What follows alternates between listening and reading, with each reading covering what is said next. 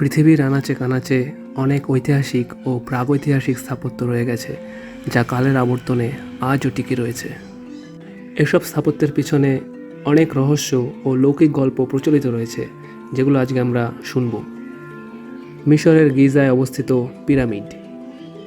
শোনা যায় মিশরের পিরামিড কৃতদাসদের দিয়ে তৈরি করা হয়েছিল, কিন্তু সাম্প্রতিক প্রত্নতাত্ত্বিক প্রমাণগুলো থেকে জানা যায় যে পিরামিডগুলি দক্ষ শ্রমিকদের দ্বারা নির্মিত হয়েছিল এবং তাদেরকে ভালো খাওয়ানো হতো এবং তারা কাছাকাছি গ্রামেই বসবাস করত। আরও শোনা যায় পিরামিডগুলোতে গুপ্তধনে ভরা লুকোনো চেম্বার রয়েছে, কিন্তু প্রকৃতপক্ষে বেশিরভাগ পিরামিডই প্রাচীনকালে লুট করা হয়েছিল, যদিও এতে কুইন্স চেম্বার, কিংস চেম্বার এরকম কিছু লুকানো চেম্বার আবিষ্কৃত হয়েছে। মিউন রেডিওগ্রাফির মতো আধুনিক কিছু টেকনোলজি আরও কিছু শূন্য চেম্বারের অস্তিত্ব প্রকাশ করে। Stonehenge, England. শোনা যায় স্টোনহেঞ্জ আর্থারিয়ান কিংবদন্তির জাদুকর মার্লিন দ্বারা নির্মিত হয়েছিল, কিন্তু আসলে মার্লিনের কিংবদন্তির অনেক আগে স্টোনহেঞ্জ 2500 খ্রিস্টপূর্বাব্দের কাছাকাছি নিওলিথিক লোকেরা তৈরি করেছিল। এর সঠিক উদ্দেশ্য এখনও অস্পষ্ট, তবে এটি জ্যোতির্বিদ্যা পর্যবেক্ষণ বা ধর্মীয় অনুষ্ঠানের জন্য ব্যবহার করা হতে পারে। আরও শোনা যায় স্টোনহেঞ্জের রোগ সারানোর ক্ষমতা রয়েছে। কেউ কেউ বিশ্বাস করেন যে স্টোনহেঞ্জের ব্লু স্টোনগুলি নিরাময় বৈশিষ্ট্যের অধিকারী। যদিও এটি সমর্থন করার জন্য কোনো বৈজ্ঞানিক প্রমাণ নেই, পাথরগুলি ওয়েলস থেকে পরিবহন করা হয়েছিল, যার অর্থ এগুলি নির্মাণকারীদের কাছে খুব গুরুত্বপূর্ণ ছিল। চায়নার গ্রেট ওয়াল।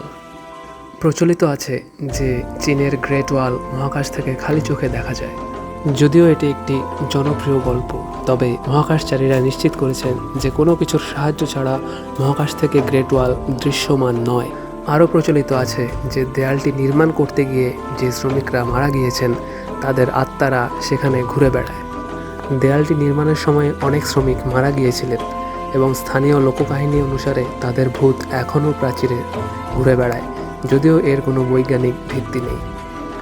Colosseum, Rome. শোনা যায় নৌযুদ্ধের জন্য কলোসিয়ামকে জলে ভরে ফেলা হতো।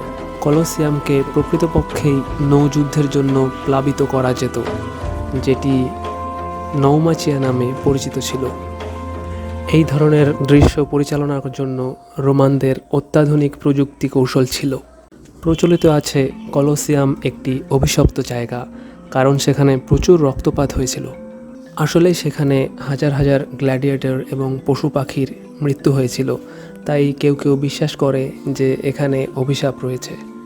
কালের আবর্তনে কলোসিয়ামের কাঠামোয় অনেক ভূমিকম্প ও প্রাকৃতিক দুর্যোগ হয়েছে অনেক পাথর ডাকাতদের লুটপাট, যা পরিবেশকে আরও ভয়ঙ্কর করে তোলে। ভারতের তাজমহল। লোকমুখে প্রচলিত আছে যে তাজমহল পূর্বে একটি হিন্দু মন্দির ছিল, যদিও এই দাবি সম্পর্কে যথেষ্ট প্রমাণ পাওয়া যায় না। তাজমহলকে মুঘল সম্রাট শাহজাহান তার স্ত্রী মুমতাজ মহলের জন্য একটি সমাধি হিসেবে তৈরি করেছিলেন, যা ইসলামিক, ফার্সি এবং ভারতীয় স্থাপত্য শৈলীর সমন্বয়ে হয়েছিল। আরও প্রচলিত আছে যে শাহজাহান যমুনা নদীর ওপারে একটি কালো তাজমহল নির্মাণের পরিকল্পনা করেছিলেন। কিংবদন্তি অনুসারে শাহজাহান সাদা তাজমহলের বিপরীতে নিজের জন্য একটি কালো মার্বেল সমাধি তৈরি করতে চেয়েছিলেন। যদিও এটিকে সমর্থন করার জন্য কোনো প্রত্নতাত্ত্বিক প্রমাণ নেই এবং ধারণাটি সম্ভবত নদীর ওপারে মাতাব্বাগের ধ্বংসাবশেষের ভুল ব্যাখ্যা থেকে উদ্ভূত হয়েছে। পেরুতে অবস্থিত মাচু পিচ্চু। প্রচলিত আছে যে মাচু পিচ্চু ছিল ইনকাদের হারিয়ে যাওয়া একটি শহর। হিরাম বিংহাম, যিনি 1911 সালে মাচু পিচ্চু পুনরাবিষ্কার করেছিলেন, প্রাথমিকভাবে ভেবেছিলেন এটি ভিলকাবাম্বার হারিয়ে যাওয়া শহর। যাই হোক, মাচু পিচ্চু ছিল একটি রাজকীয় সম্পত্তি বা পবিত্র ধর্মীয় স্থান। শোনা যায় এই জায়গাটি ইনকা গোষ্ঠীর আত্মাদের দ্বারা সুরক্ষিত।